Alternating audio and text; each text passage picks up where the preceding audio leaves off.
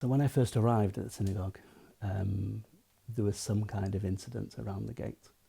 Someone was behaving suspiciously and aggressively, and the security guards and the community volunteers were trying to deal with it.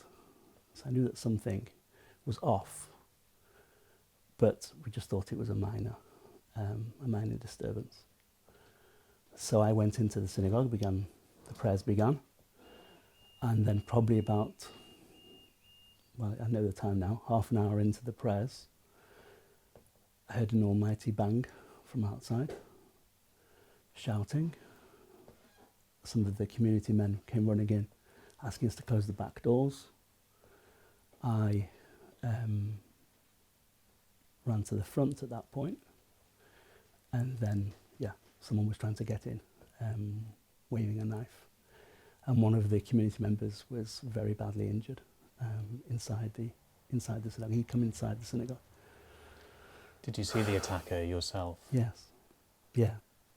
When he was trying to get into the synagogue, there was a large number of us who were trying to hold the doors. He was trying to batter his way inside, and throwing plant pots, trying to use his knife to get through the door, body slamming the door repeatedly.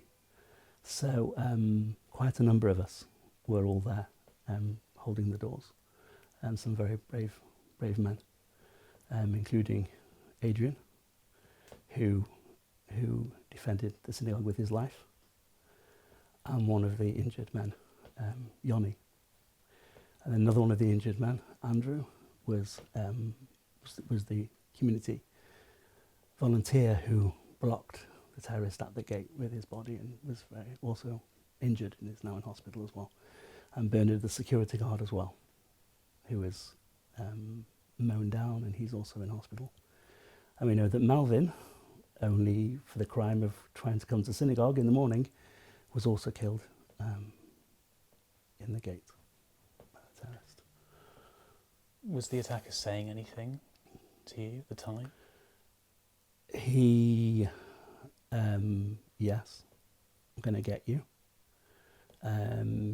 He was shouting,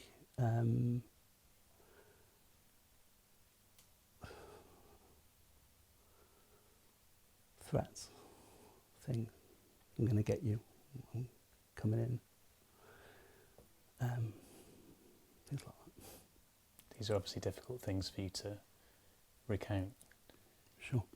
I'm guessing what he was saying was particularly disturbing. Well, yeah, he was trying to get in at the time. Yeah.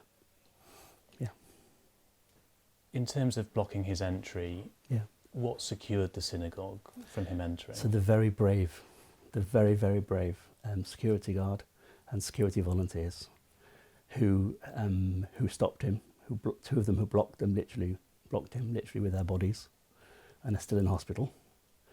And another man, Alan, one of our community leaders, who ran in and closed the doors and locked them, and ran in to tell the rest of us to close the other doors. If they hadn't done that, then I don't know where we would be right now. Very, very brave, very, very quick acting men. Tell me about Adrian, because he lost his life, as you say. Yeah. Adrian Dolby, by protecting the synagogue. What happened to Adrian? He was holding the doors with us, and I don't know if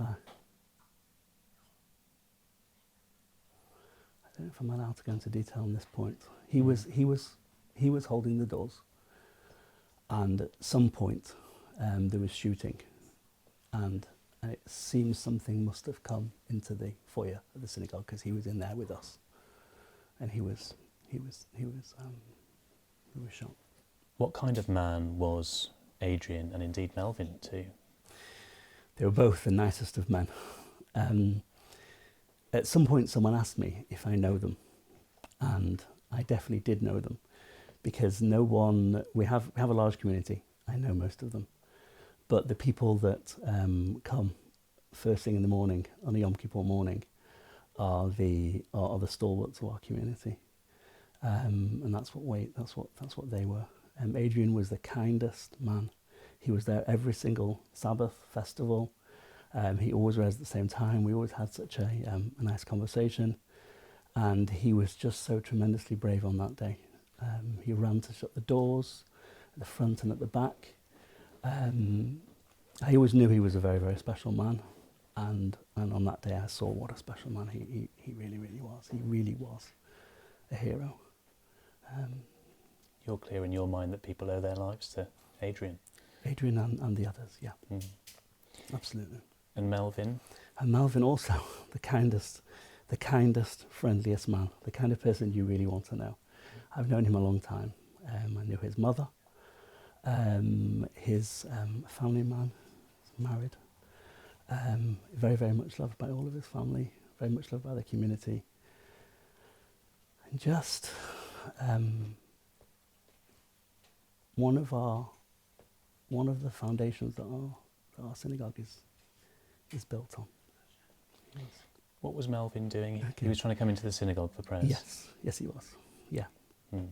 Yeah. Okay, so he was arriving for the service that you were already there. I hope you don't mind me asking this, and you can tell me if it's too much. You were pictured in your prayer shawl with specks of blood on your shawl. Was that from helping people, or was it just from standing around people at the time? It was from trying to help from the people who were injured. So when they were injured, obviously you wanted to try and save their lives and administer some sort of first aid or whatever you could do. Yes. Yeah.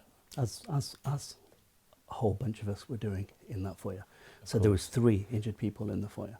Of course. And so everybody was trying to work together. This is difficult, but I wonder, what are your feelings towards the attacker at this time? I'm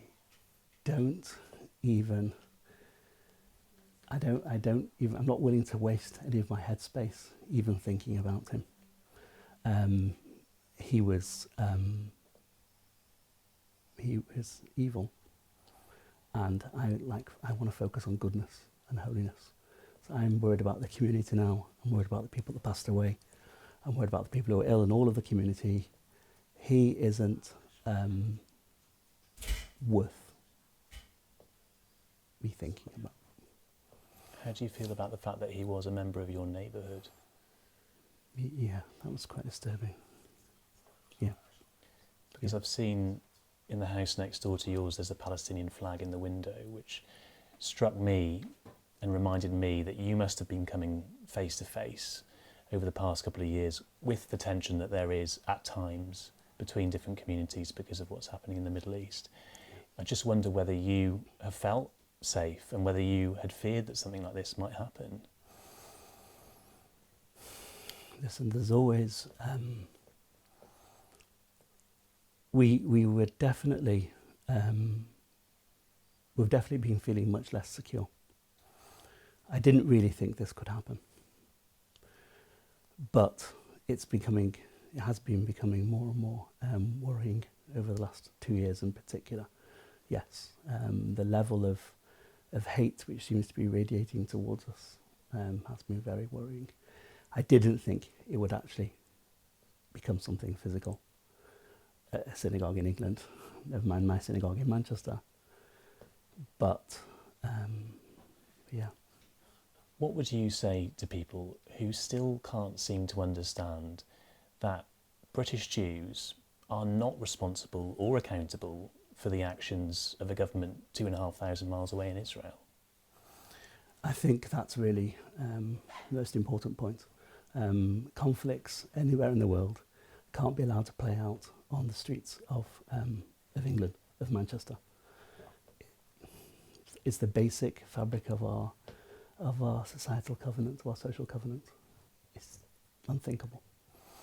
And relationships between communities, I'm told, have been pretty good here as well. You know, it's not the case that people are arguing or uncomfortable with one another. Yes, Absolutely. absolutely. Are you confident that community relations can remain good here and that people will come together after this? I truly hope so. I really do. Certainly, the outpouring of support that's come in. I unfortunately haven't been able to read all of them. There's been so many. But yes, we're going to rise above this, I believe. What's your message to the police as well? Because their response was remarkably rapid. There's no words for my gratitude.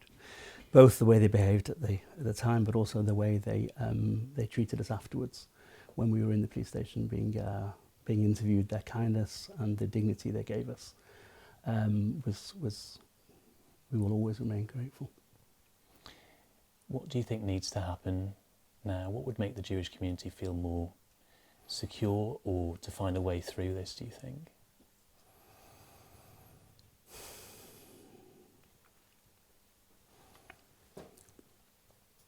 I prefer to focus inwardly. We all need to be better, holier, kinder. I think I looked evil in the face. We can't allow evil to win. And that goes to the granular level of every single one of us. We all need to be better in a very, very tangible way as a response to this. The bigger pictures, I'll leave that to bigger leaders than me. I think we all have to change on a personal level. It's incumbent on all of us. Absolutely. To not let this divide people. Absolutely, and to be generally better and holier. Rabbi Walker, thank you so much for talking to me. Thank you.